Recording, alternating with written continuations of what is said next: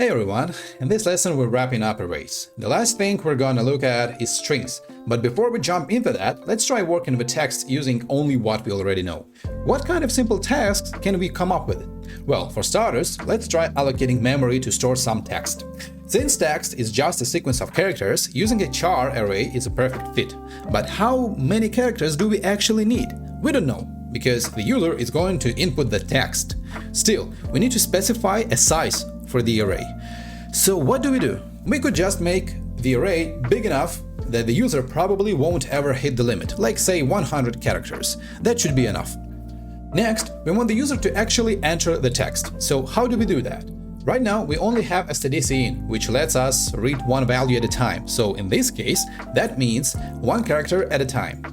At first, you might think we could just write a loop that asks the user to input 100 characters, but that kinda defeats the purpose because we picked 100 assuming the user wouldn't enter that many. And now we're expecting them to enter exactly 100? That doesn't make much sense. So we need some kind of condition to stop the loop early. So how do we actually know when the user is done typing? Normally people press enter. That's the common way to finish entering text. When they do that, stdcin gets a new line character /n and stores it in the array just like any other character. So we could check for that. If the character we just read is a new line, then we break out of the loop. Sounds simple, right? Well, not really, because that won't work. Let me explain a bit about how stdcin works. Let's use number input as an example. When your program reaches a cin statement, it looks at something called the input buffer. If that buffer is empty, then cin lets you type something from the keyboard. Whatever you type gets stored in the input buffer, and then cin reads from there. I'll go into more detail in a separate lesson, so for now, just know this. When you write a cin command, it skips over any white space it finds in the buffer. White space includes spaces, tabs, /t, and new lines, /n. So if I run a program and type a bunch of spaces before entering a number, cin will just ignore the spaces and grab the number like nothing happened. But here's the catch. stdcin reads up to the new character, but not past it.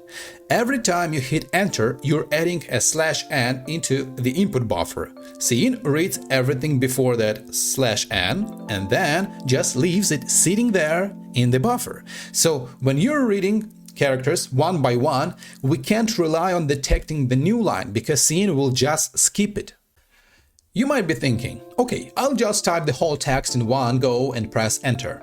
And yeah, that works. The full text goes into the input buffer and cin pulls out the characters one at a time. But it'll keep going until it hits that hard-coded limit, like 100 characters. And when it gets to that new line at the end, what's then? It just throws it away and keeps going. That means we need a different way to stop the loop, some character that cin doesn't ignore. Something like a period, a question mark, or an exclamation mark. That way, we can check for it in the loop and exit when we hit it. It works, but yeah, it's kind of a limited solution. Alright, one last simple task. Let's print the text back to the screen. How do we normally print arrays? We loop through each element and print them one by one. But should we print all 100 elements if the user only types, say, 20 characters? Of course not. So what can we do? Well, one option is to keep a counter that tracks how many characters the user actually entered. Then we just use that counter in the output loop. Another way is to store the last character entered and stop the loop when we hit it. Or we can just reuse the same condition we used in the input loop. Let me run the program to show how it works.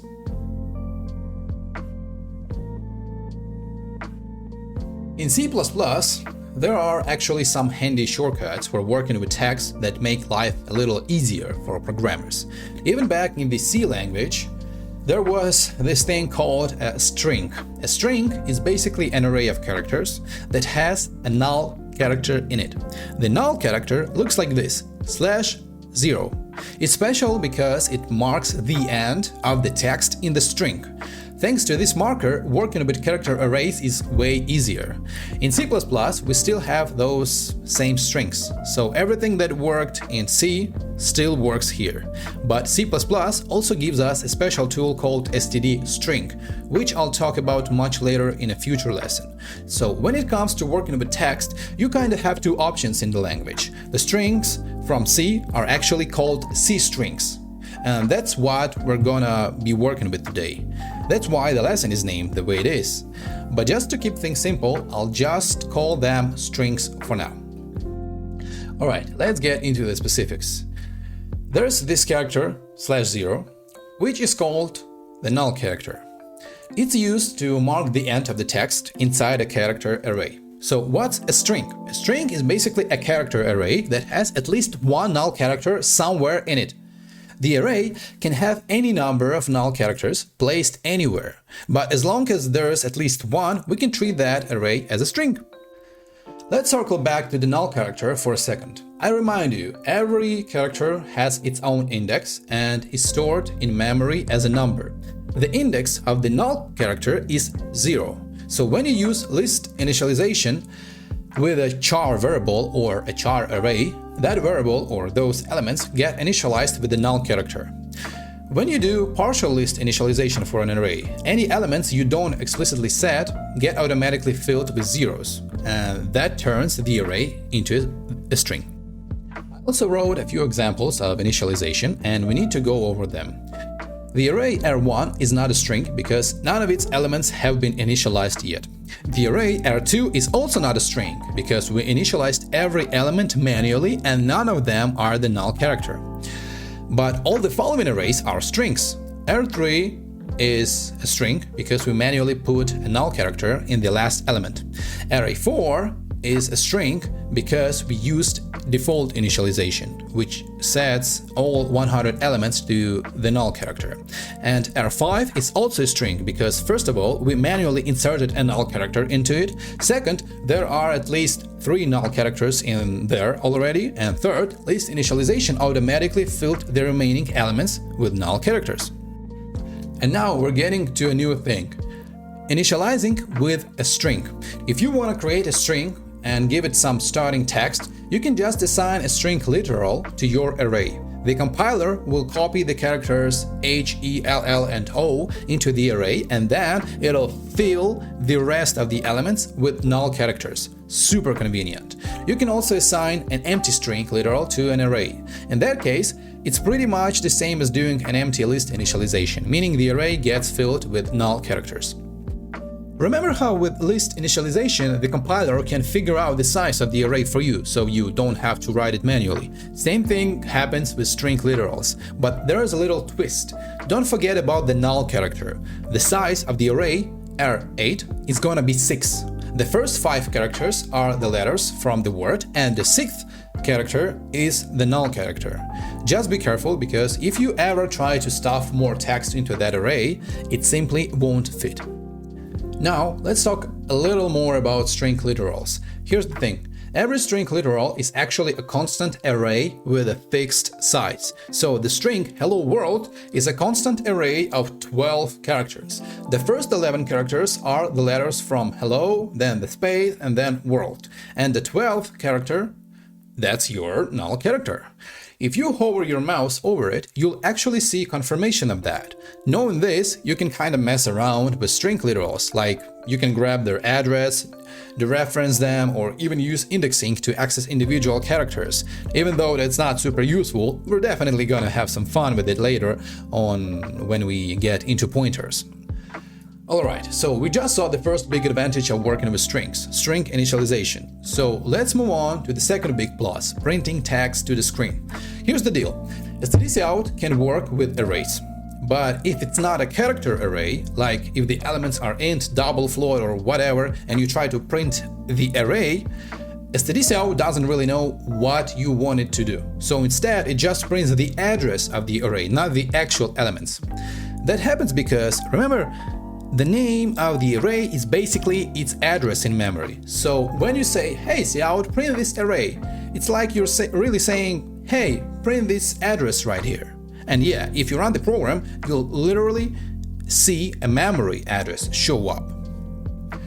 But, and here's where it gets good, if it is a character array, stdcout does something different. Instead of printing the address, it actually prints all the characters in the array, one after another, in a single line. Why? Well, the people who wrote stdcout knew that working with text, meaning character arrays, is super common. Printing text to the screen happens all the time, so they made it easy. If you give cout a character array, it just prints it out as text. Now, how exactly does it do that? Remember, the name of the array is the address of its first element. stdcout jumps to that address, grabs the first character, prints it, then moves to the next one in memory, prints that one too, and keeps going until it hits a null character. Once it sees that /0, it knows, alright, that's the end. Important, if you want to print a character array like that, you're gonna make sure there's a null character in there somewhere. If you don't, stdcin is just gonna keep printing whatever random junk it finds in memory until it eventually hits a null. And trust me, that can get real weird, real fast.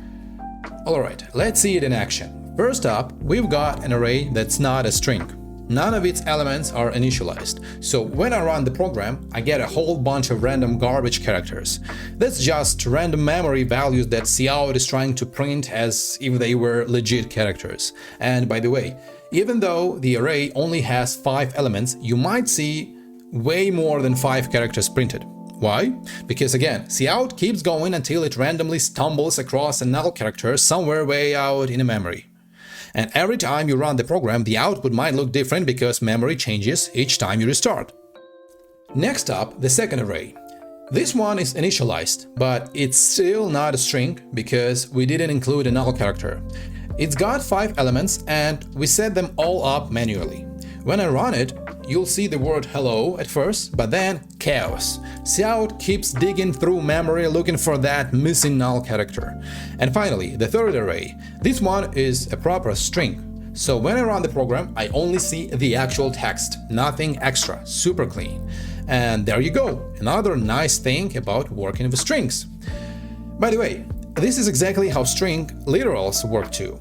They're just character arrays behind the scenes. So when you write something like hello world, you're really just handing cout the address of the array and it prints out each character one by one.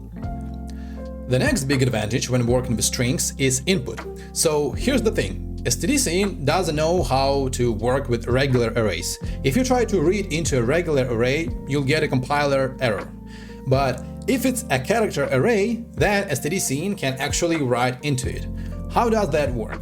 When the program gets to the cin command, it basically gives the user a chance to type something. You can type whatever you want, and when you hit enter, boom, the characters you type get stored into the array. To check this, we can just immediately print out the array afterward. Let's run the program and see how it goes. Here, we're asking the user to enter their first name and last name. The first name gets stored in one array and last name goes into another. If you type everything correctly, meaning first name when asked for first name, last name when asked for last name, everything works fine. But, yeah, there is always a but, there is a small catch. Cin reads characters only up to the first white space. That means either a space, a horizontal tab, that's the tab key, or a new line character when you hit enter. So basically, with this method, you can only safely input one word at a time. It's kinda like one byte at a time, please. If you try to enter more than one word at once, things get weird. For example, if I type both my first and last name when it's only asking for my first name, here's what happens. The first word, your first name, goes into the first array. The second word, your last name, immediately jumps into the second array, even before the program officially asks for your last name. And you won't even get a chance to manually enter the last name later, even though the program politely asks you to. Why? Well, explaining that properly is gonna take a while. Trust me, it's not as simple as it looks. Short version, there's this thing called the input buffer. You can think of it like a hidden array where everything you type on the keyboard gets stored first. Then Cin reads data from that buffer. But don't worry, we'll have a whole separate lesson about the input buffer later. Much later. Spoiler, it's messy. For now, just remember, with this method you can input text, but you need to do it carefully, one word at a time, nice and clean. Also important, Scene has no idea how big your character array is. It's totally clueless, so if you type in more characters than the array can hold, congratulations, you've just broken your program. The maximum number of characters you should input is one less than the size of the array. Why? Because after you're done typing, Scene will automatically add a null character at the end to mark the end of the string, and it needs an extra cell for that. So you gotta leave some room. Now, let's move on to the second example. In C++, there's another command that lets you read a whole set of characters, not just until the first space, but all the way until you hit enter. In other words, thanks to this command, you can type a lot of text and it'll all get stored into your array just fine.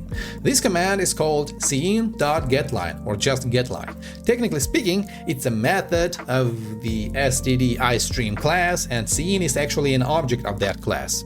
A quick note, a method is basically just a function that belongs to a class. For example, main is not a method because we didn't stick it inside a class. What exactly are classes, functions, and methods? We'll get to that later, I promise. For now, just think of scene.getLine as another command for reading text into a character array. Unlike the regular scene, this command needs two parameters: the array, where the input will be stored, and the size of that array. Thanks to the size parameter, scene.getLine knows where to stop reading input.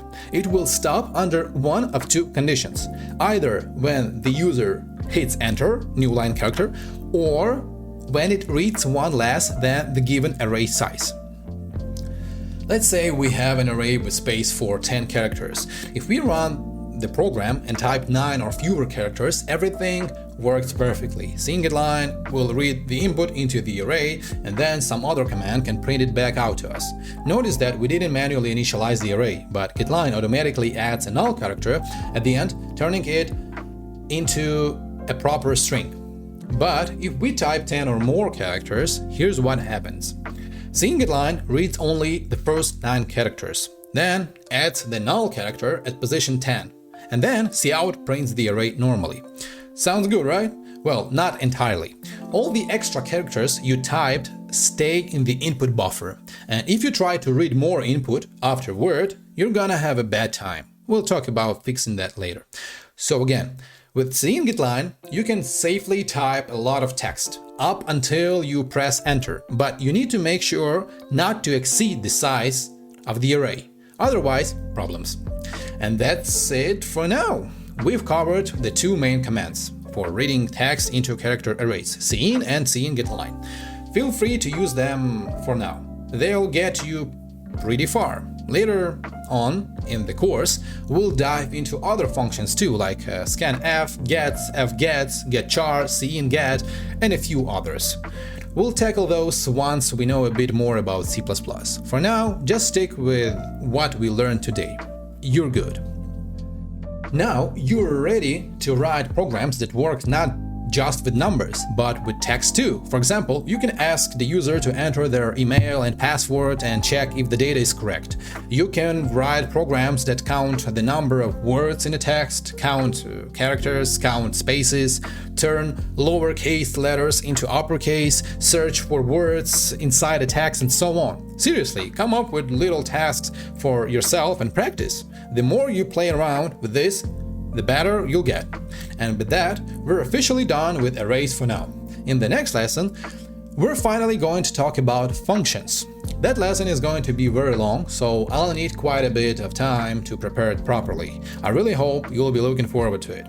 In that lesson, we'll cover what a function actually is, how to create one, how to pass information into a function and get information back, how to call a function, and a whole lot more. Stay tuned, it's going to be a big one. And that's the end of this lesson. Thank you so much for watching. If you enjoyed the video, you can support my work by giving it a like, leaving a comment, subscribing to the channel, becoming a channel member to get access to practice lessons, or donating via the link in the description. All of that helps the channel grow and keeps me motivated to make more lessons for you. Take care.